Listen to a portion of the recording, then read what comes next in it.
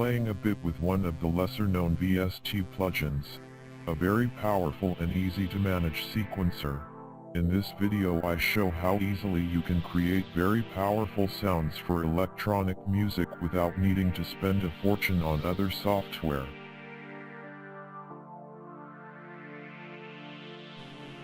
I'm going to create a series of videos in which I show this type of unknown plugin but with many possibilities.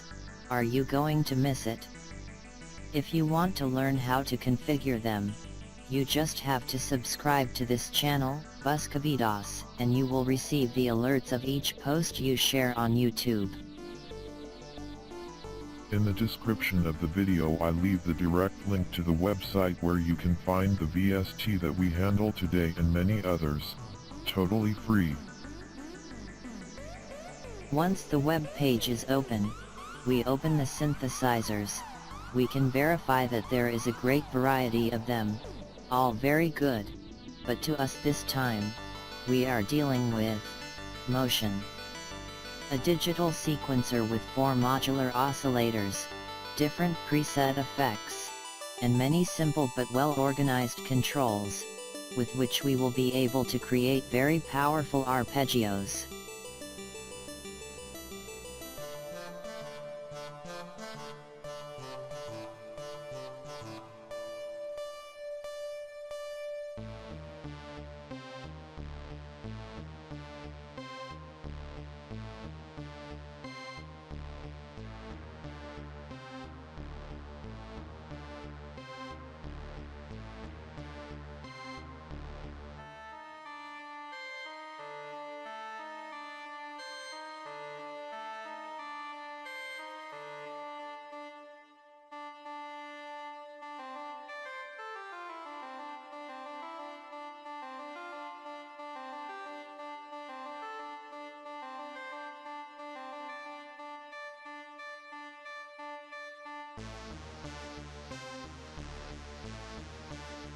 Once downloaded, we will have to open the RAR file. After decompressing it, it will leave us several files. One is the software itself.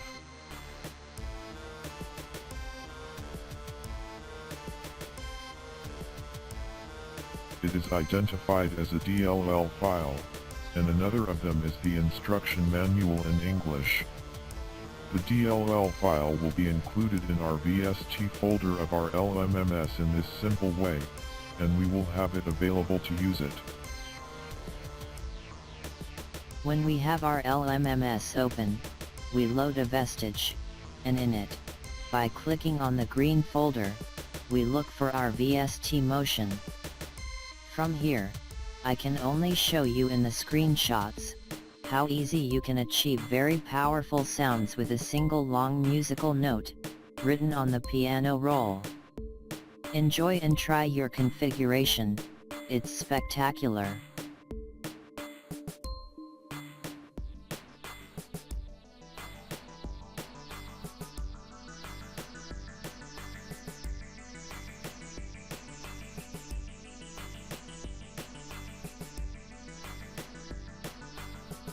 After having loaded motion in vestige, we marked a long note on the piano roll and started playing with the plugin's commands.